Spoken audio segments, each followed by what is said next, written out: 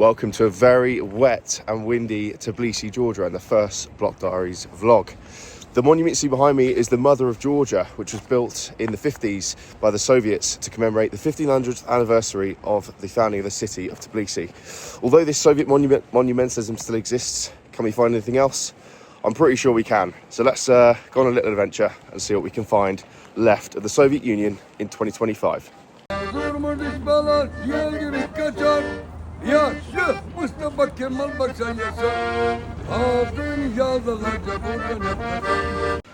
Just sat down chilling, me and the pal. Oh no, he's about to go back inside. All right. He keeps going back into the Airbnb. I'm gonna have to fish him out. This is going to be a pretty real vlog because you may watch Bald and Bankrupt. You may watch others. They speak fluent Russian. They speak the language. They get around really well. I can't do that. So we have booked a few tours to get us around.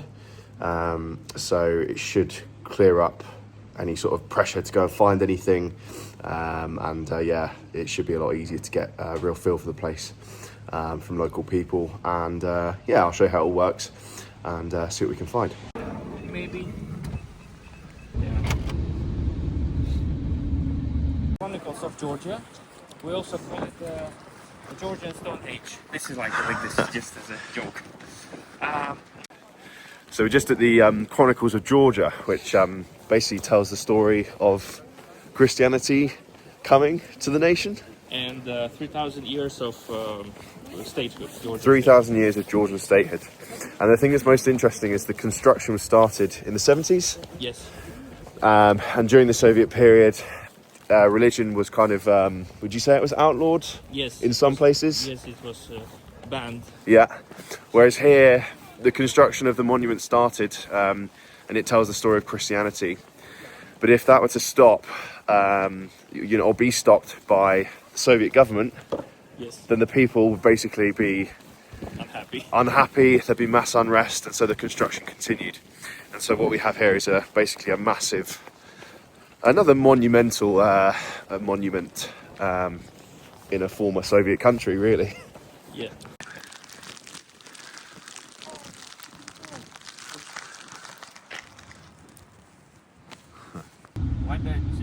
We're going to the abandoned archaeological and historical museum. Mm-hmm. It's more archaeological museum, Mm-hmm. Which is made on the base of the water reservoirs. It's also on a mountain hill. Next to it there is another thing, it's St. Nino's monument.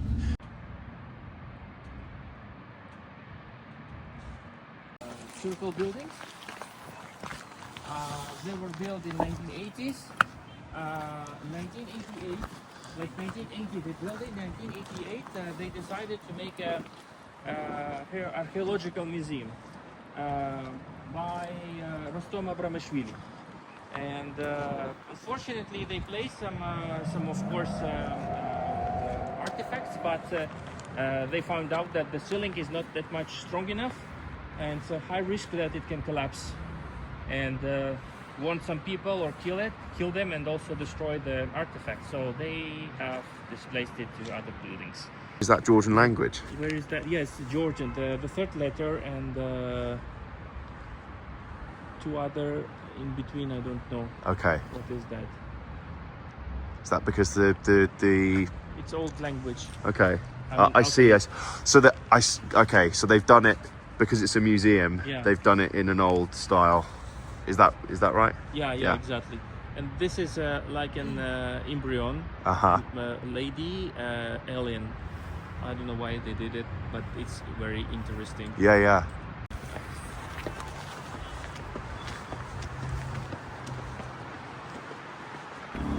Hello, doggy. Oh, shivering cold. He's confident. He's relaxed. Oh yes, yeah. I often find if you come across as if we come across as confident and relaxed, so will the dog. That kind of places. They closed it there as well. See the rope. Yeah. The rope, the forbidden, the forbidding rope.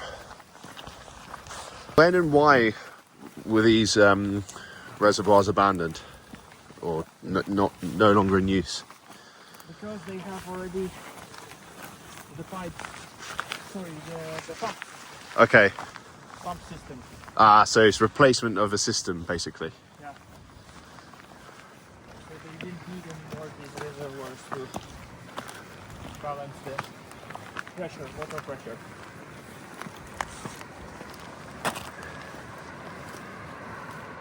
Here we are. Please be careful, don't drop your phone.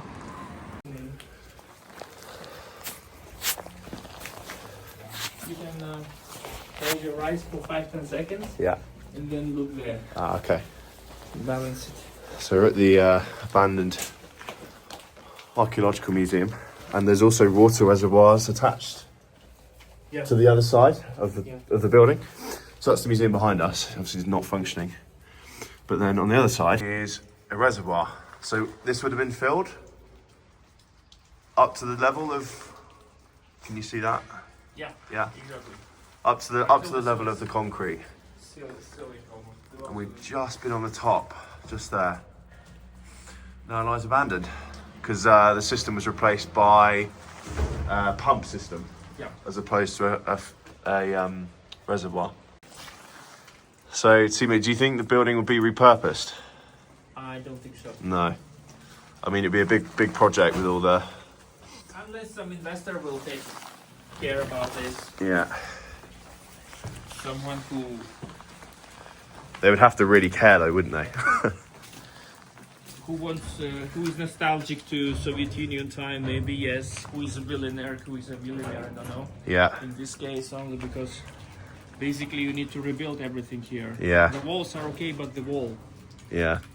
Sorry, the ceiling. To make it more stable, but changing the things, this old Soviet constructed things, is with the modern technologies and standards is it's a big headache. Yeah. And sometimes it's more expensive than just to leave this place or wait or rebuild something similar. Yeah. Yeah. That's the facade of the archaeological museum. We just tried to go inside and got told off by. Is he police? Is he police or security? Okay. Got told off by security. So, yeah, not great, but yeah, pretty cool. Hey, the show go on.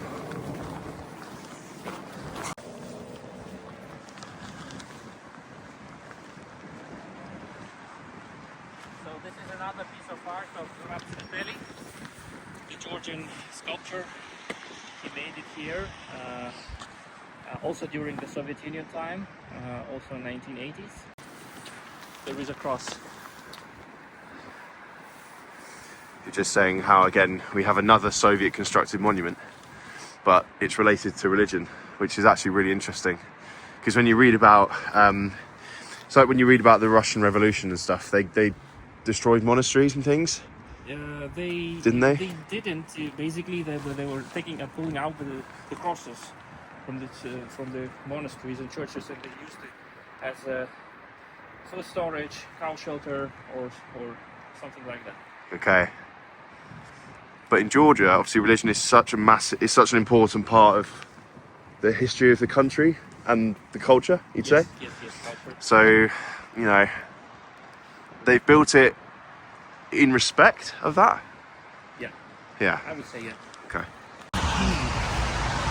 This building was built for the Ministry of Road Department and Environment back in the USSR time in 1976, and 2007 it was sold to Bank of Georgia, and in 2018 they opened it. Why do you think the Soviets placed such high importance on making such extravagant buildings for things like the Ministry of Roads and Transport?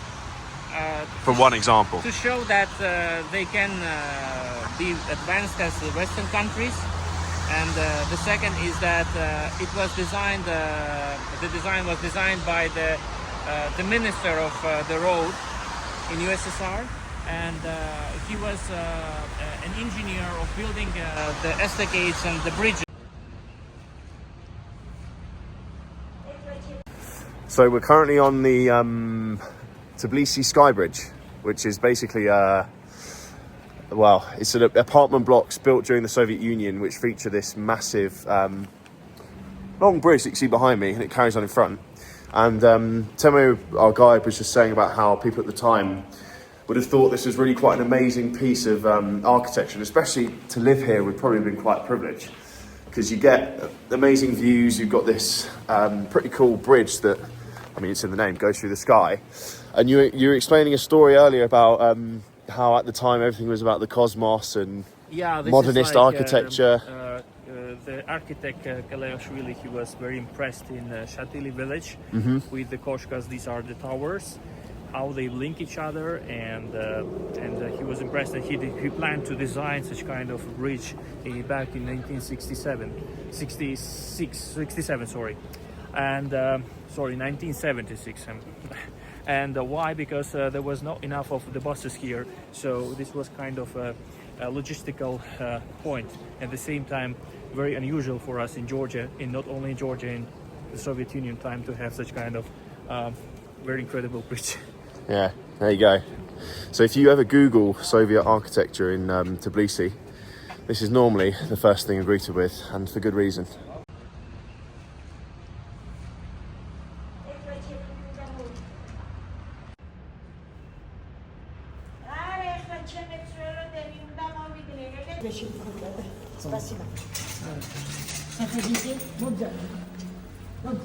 Welcome. This is called the controlling panel. Bridge. This bridge. 14 этаж. Первый этаж. Лифт. First floor. Интересно. The elevators. Это моя камера. And Да, this is А my вот camera. это кабина, который ходит. And that is the cabin which is running up and down. Okay. Вот здесь пишется наш разговор. And right there is a voice recorder. Все Okay. She has to вижу, be. все слышу. She listens and sees everything. Yes. Сталин тоже есть у меня. Вот Сталин. Oh, Гитлера нету. all seeing, all knowing. Ага, дурак. Какая жизнь была в советское время здесь? В советское время, сейчас хуже не бывает еще. Now it's the worst. Yeah. There is no worse than Деньги, that не деньги. При Советском Союзе у нас все было. Все. now. Now there is no value of money. Before we had everything. За 1 рубль тогда мы For могли 1 ruble she could первый, второй, третий и еще 25 копеек, 30 копеек остается. А сейчас за лар ничего не купишь. Before, for 1 ruble, you can eat soup, main dish, and dessert, and you have 25 up to 30 kopeka left. And now for 1 lari, you cannot afford to buy anything. Sprechen Sie Deutsch? Nein. Nein. Немного А России. я в школе научила, до тех пор знаю. 71 год. Старая баба. She's 70 now, 71 now, and she still remembers the А German английский сейчас я language. учусь. She knows we're English. And now she studies English. Ah, Мир да любовь. Thank you very much. спасибо вам. Спасибо. Очень приятно. Дай Бог вам здоровья. Спасибо. Thank you. If you're not late for the Auto Museum, let me check. Just taking a video very quietly. Our next stop is to this Automotive museum, and the owner is allegedly ex-KGB, so he comes across in a very interesting manner, but this collection is really, really cool. Some things in here that you would never ever see on UK roads or in Europe, really, or in here in Russia, to be fair, or Georgia. So really, really cool.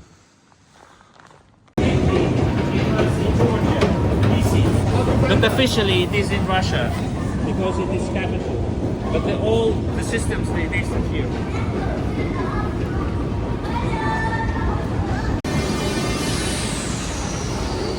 It's just like Minsk. if that's a good thing, I don't know.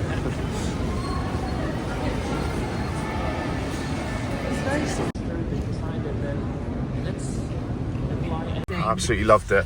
Thank you very much. I hope the camera wasn't so annoying. Thank you. But, thanks so much, and good to meet you. Look at this, some lovely hinkali dumplings and our lovely khachapuri. See you tomorrow for day 2.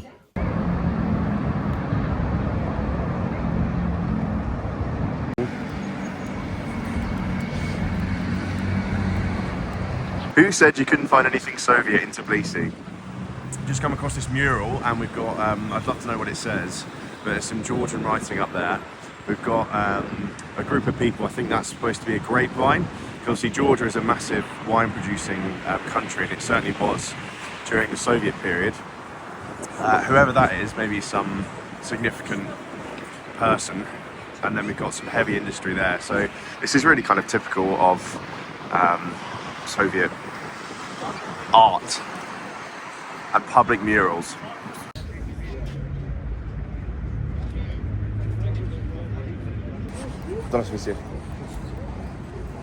Can we have a look through?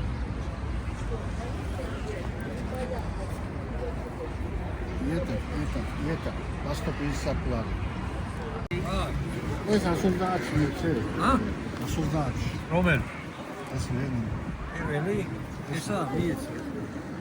Okay. 130? Спасибо. Sorry, I should have 1 to 5. That's okay.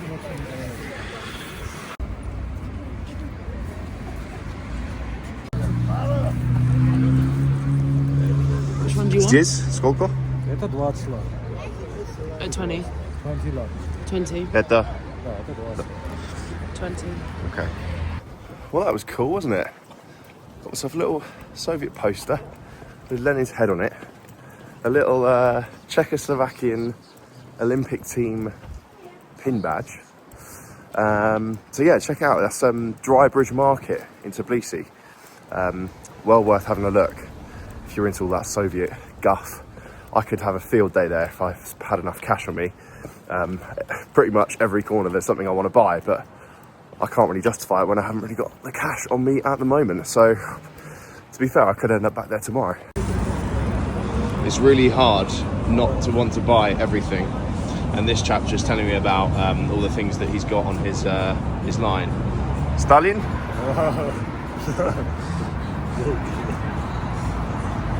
Very interesting. We're back from a full day of walking around. I just wanted to, I think it's worth mentioning, it's not easy to film where everywhere's quite crowded. I find it quite challenging to just get out the camera and point at my face and, you know, potentially film other people, but look at that. This is Ogonyok, which is a Soviet propaganda magazine, which, as you can see, is full of propaganda and, you know, talking about the achievements in Soviet industry, culture, art, everything from back in the day. This is from 1951, and there was a guy just next to the city mall just candidly selling Soviet books, magazines, everything that you could think of. And as I was saying earlier, if I had enough Georgian lari and a checked suitcase, I think I'll probably fill it all up and spend way too much money on stuff that I probably don't need. Also managed to pick up this really cool, this is a poster of the Komsomol, which is basically the Soviet Scouts, Soviet youth organization. And this is a poster, I think, which commemorates the 29th anniversary of the founding of the Komsomol. And yeah, pretty cool. And then also picked up a tiny pin badge, which is the Czechoslovak Olympic team at the Moscow 1980 Olympics. Olympics was held in the USSR in 1980, so that's also pretty cool. Czechoslovakia, another country which no longer exists and was, of course, socialist as well. So as I was saying, it's not always easy filming, but we're learning. Tomorrow we've got a tour booked to go to Northern Armenia and loads of monasteries on hilltops. And there should also be some little Soviet nuggets in there, which I'll obviously film, but I'll see you tomorrow.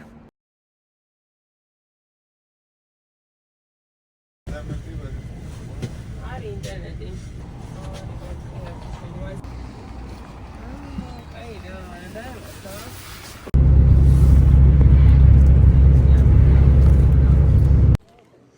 Welcome to Aktalar, Northern Armenia.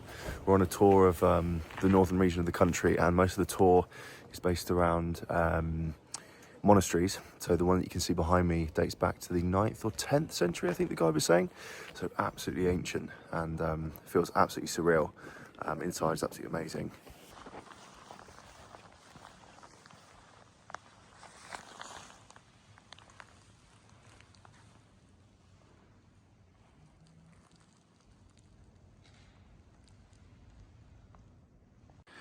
What's interesting is this flag in the middle, which may or may not flutter now that I've said it, is the flag of Nagorno-Karabakh, which is a region which is having troubles, has had troubles with Azerbaijan, there you go, for many years due to conflict.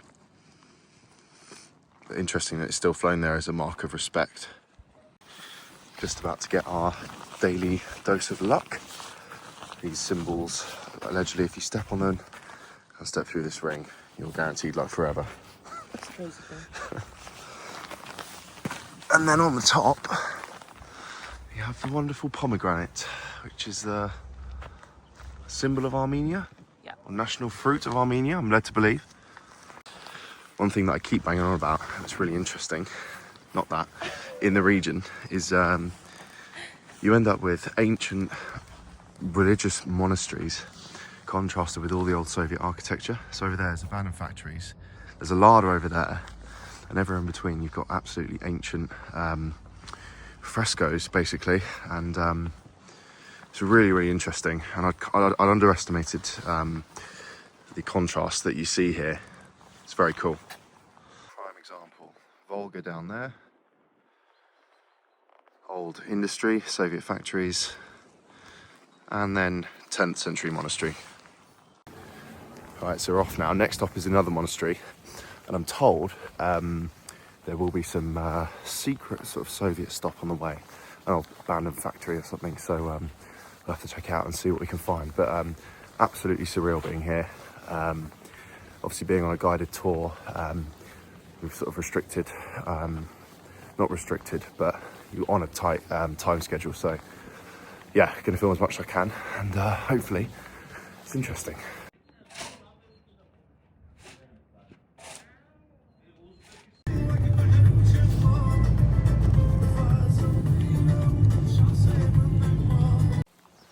So we're at our next stop, which is another monastery, and there's honestly so much to talk about. I could probably do a really good video just exploring monasteries, but it's really cool because back in the day, all of the monasteries were protected by forts that were built into the ground. So there's a bell tower behind me, which isn't really used for sort of the regular purposes, but it would have been used for warning the local villages of invasions back in the day. So it's a lot to take in. So you can see down there, there's the remains of a fort or parts of a fortress. So all the monasteries were protected by forts, because these lands have been basically pillaged and invaded thousands and, well, probably hundreds of times over thousands and thousands of years. So you can see why that sort of protection was required and built in.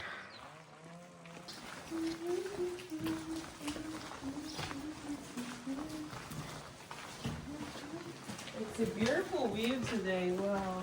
Your sky, folks, you are very lucky. It's stunning. Yeah, beautiful. So this is a place where I can talk about how big influence we have in a neighborhood.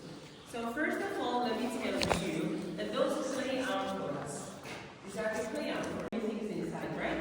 Cheese, wheat, honey as well. Many of the claries are literally covered with mud, right? After some time, the time passes, it was filled up. So this was the main sign how the UNESCO started the excavation, and as soon as they found it original, they kept it exactly the way you see. If you find inside some of the coins, by the way, they are not related to the previous history.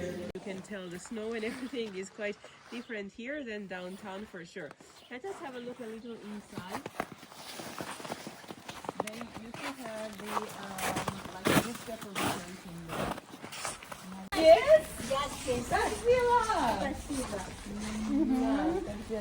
Hello. Hello. Different kingdoms, so that then it was not neither Iberia nor Georgia. Спасибо. Очень красивый. Пока.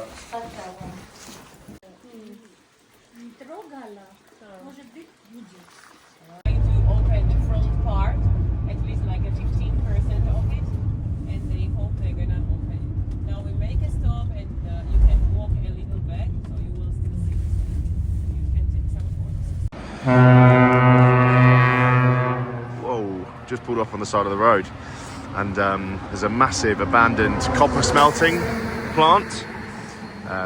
Georgia was a major producer of copper during the Soviet period. And what remains now is really just an abandoned factory, really.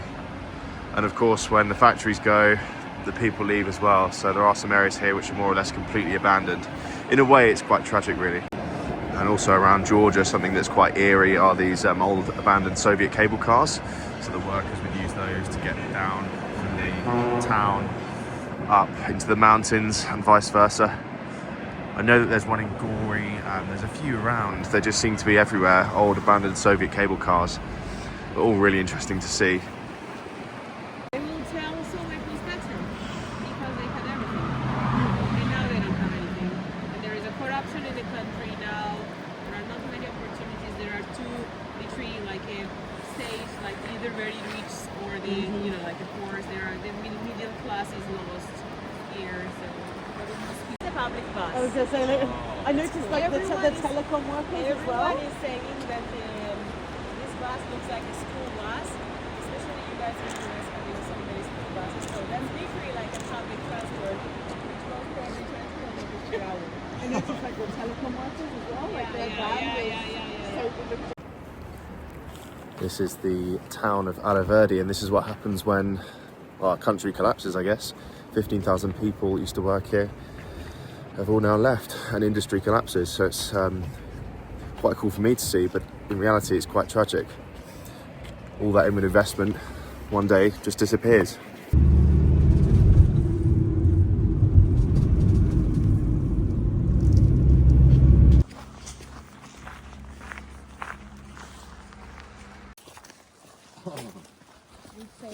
No belly dance on it. There's a MiG-21, which was very famous military aircraft from the Soviet time. And if you wonder why we have it here, that's because it was actually created by the Armenian people. Well, first of all, they are very famous brothers, Anastas and Artyom Mikoyan, very famous.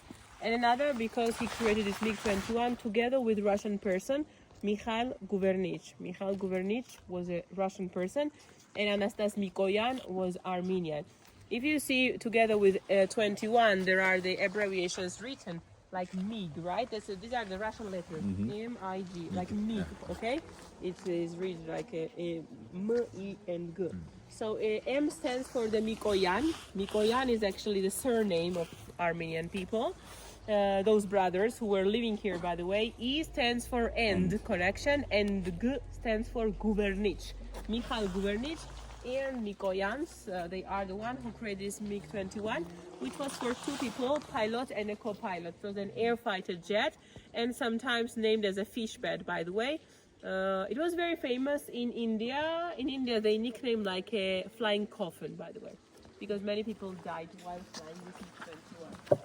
No dance, it means we don't go up there, but we can take a look around, take some photos. Those are the monuments, statues of those brothers. There is a building, the school, which is still active school, and which was a school of those Mikoyan brothers as well. There is literally no engine anymore, because we don't want you to fly with this MiG-21, but you can still see like some part of it. Yes.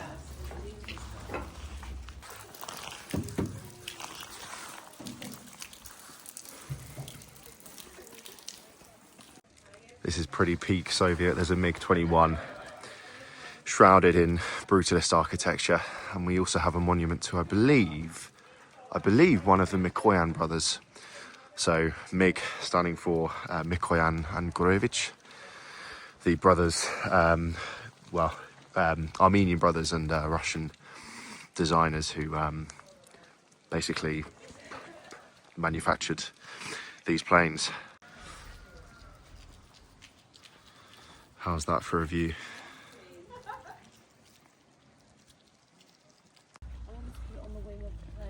Well, that would have been a really good picture. I bet it wouldn't have stayed though, because cats never do what you want to do. Move the cat, good girl.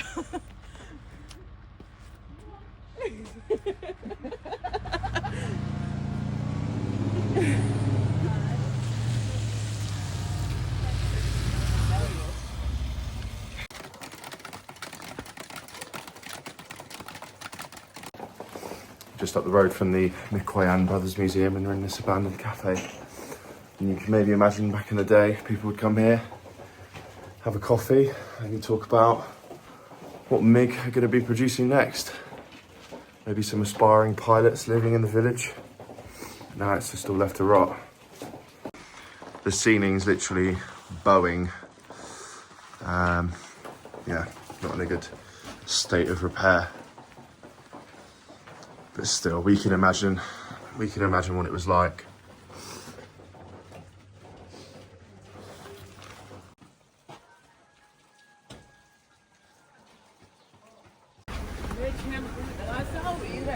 Thank you so much, Catherine. Thank you guys for That was being with us. Really brilliant. lovely to Really meet good you. insights. Thank you so Really much. good. Take We'll care, be back folks. next time with friends. Yeah, enjoy that. See ya.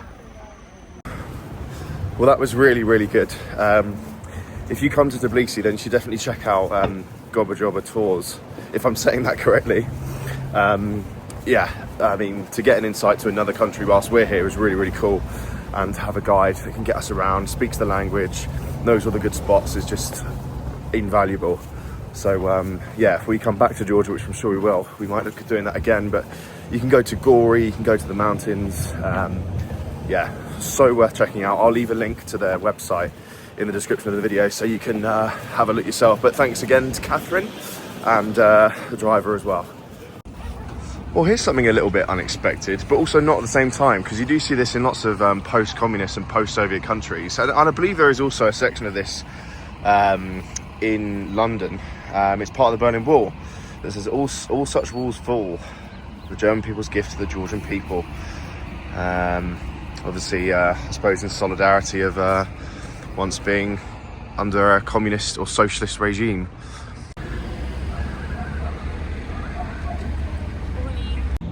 Well, I think that's a really good end to the day. Something that I wasn't expecting. Just came out the corner from nowhere.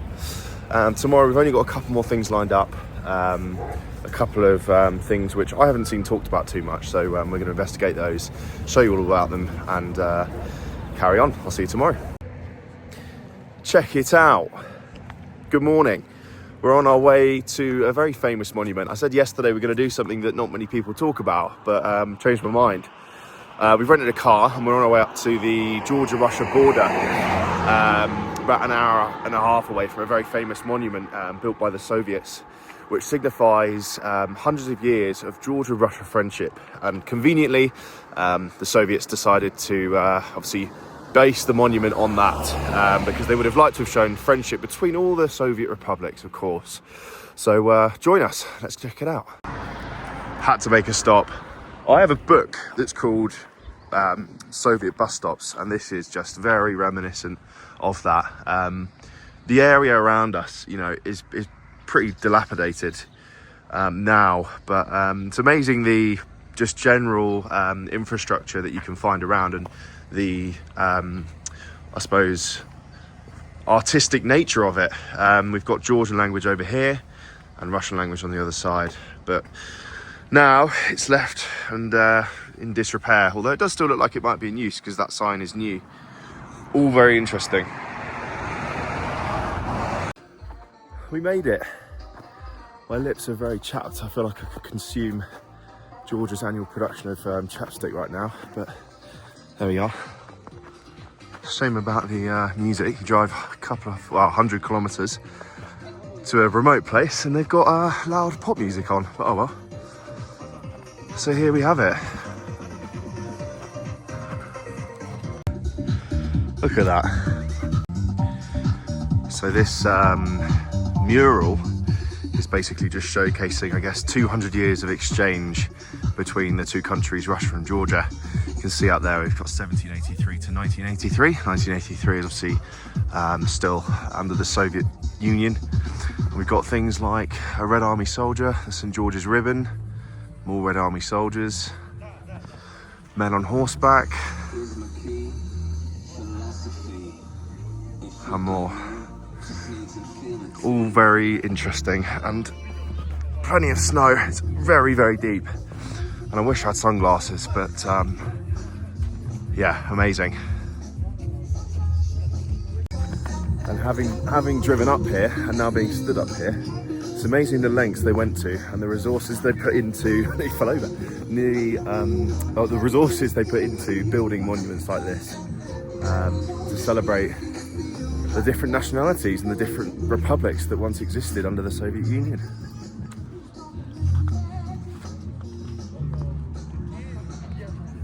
Just been doing some reading, and the dates up there, the years 1783 and 1983. That's actually to signify 200 years since the signing of the Treaty of Georgievsk, which was basically a bilateral treaty which was between the Russian Empire and the East Georgian Kingdom of Kartli-Kakheti. This basically established Georgia as a protectorate of Russia and guaranteed its security against any other foreign threats. But of course, it doesn't just include the story of that. We also have the latest story of Soviet, Russian, Soviet, Georgian friendship, and features things like, as I was saying, Red Army soldiers defeating the fascist regime, which we all know about. So he's standing on a broken swastika there. And as I look closer, I'm noticing other details. So again, we have two languages in one place, the Georgian on the left-hand side and Russian on the right-hand side. And on the left, we have a Georgian-looking church, and on the right, we have an Eastern Orthodox church, which is obviously the Russian prominent religion. About an hour and a half's drive over that mountain is the Russian border town of Verkhney Lars. So we're close, and I imagine people must assume this actually points towards the Russian border, but it doesn't. That surprises me. The Russian border is actually over that way, which is behind the monument.